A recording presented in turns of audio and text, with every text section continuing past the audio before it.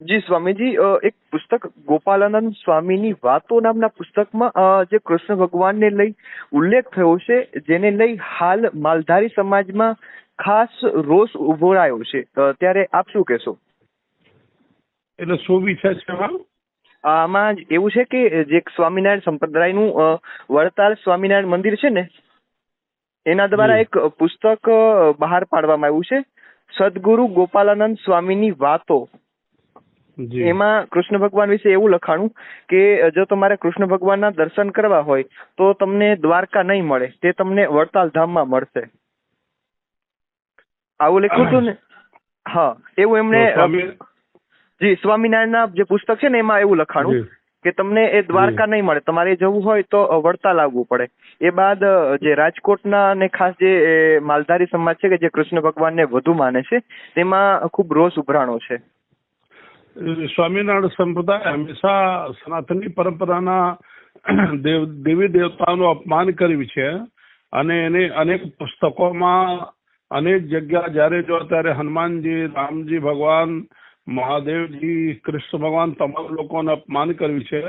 આ સનાતન પરંપરાના લોકોને ગુમરાહ કરવાની આ લોકોને ટેવ પડી ગઈ છે. ભગવાન અમારા તો દ્વારિકામાં છે, ડાકોરમાં છે અને યત્ર તત્ર સર્વત્ર છે. ભગવાન કૃષ્ણ દરેક જગ્યા વ્યાપ્ત છે, જીવ માત્રમાં છે અને દરેક જગ્યા એ વિરાજમાન છે. સ્વામિનારાયણ સંપ્રદાયના તમામ લોકોને એવી ટેવ પડી છે કે જ્યારે જ્યારે જાઓ ત્યારે એક નવો મુદ્દો લઈને આપતા હોય છે અને એ લોકો એકદમ બેશરમ થઈ ગયા છે. એ લોકો લાજ શરમ નથી, ક્યારે જલારામ, ક્યારે બજરંગ બાપા, ક્યારે કઈ અપમાન કરતા હોય છે. એટલે હું આપના માધ્યમથી એવું કહેવા માંગુ છું કે સનાતન પરંપરાના જેટલા લોકો છે દેશ અને વિદેશમાં, સ્વામિનારાયણ સંપ્રદાયના તમામ સંતોના વિરોધ કરવું જોઈએ, એનાથી દૂર રહેવું જોઈએ અને એમની સંસ્કૃતિને ક્યારે પણ પાલન નહીં કરવું જોઈએ. એ વાસ્તવમાં માનો તો મુસલમાનો કરતા એ ખરાબ વર્તન વર્તી રહ્યા છે અત્યારે. જી જી જી મહારાજ, હાલ આપણે જોઈએ છીએ કે લાંબા સમયથી આ મુદ્દો ખૂબ ચર્ચામાં છે. થોડા સમયે કોઈને કોઈ સ્વામિનારાયણના સંત દ્વારા આવું નિવેદન આપવામાં આવે છે અથવા તો કોઈ પુસ્તક.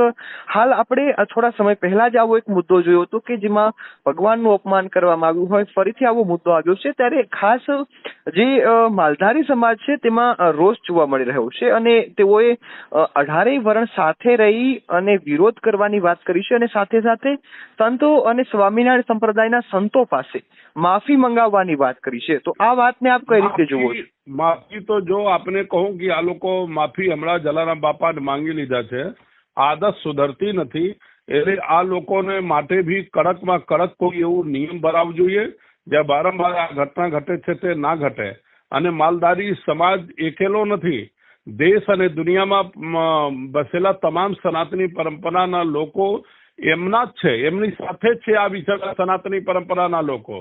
અને એકેલા નહીં છે, કડકમાં કડક વિરોધ કરવો જોઈએ અને સરકારને પણ આપના માધ્યમથી નિવેદન છે કે આ લોકો ઉપર કડકમાં કડક કાર્યવાહી કરવી જોઈએ.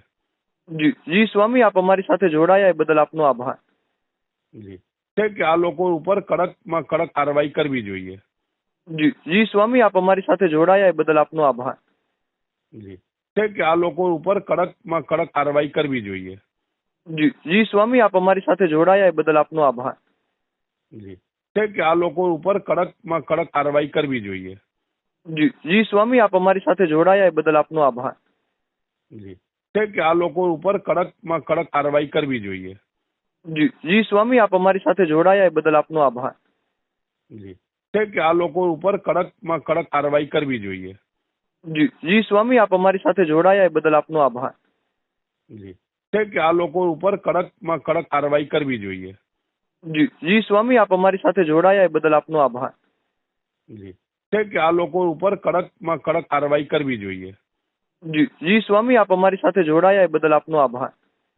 જી છે કે આ લોકો ઉપર કડકમાં કડક કાર્યવાહી કરવી જોઈએ.